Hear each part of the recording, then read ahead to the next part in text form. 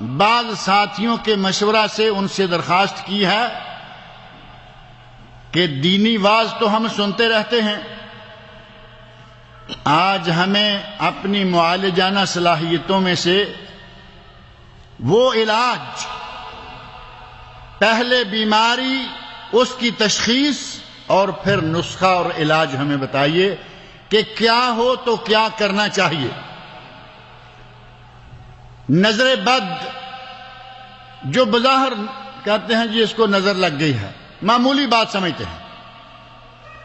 نبی صلی اللہ علیہ وسلم کا ارشاد گرامی ہے کہ میری امت کی آدھی سے زیادہ موتیں نظر بد کے نتیجہ میں ہوتی ہیں۔ 50% سے زیادہ اموات ان کا سبب کیا ہے؟ نظر بد۔ آدمی اچھا بھلا چل رہا ہے، بچہ اچھا بھلا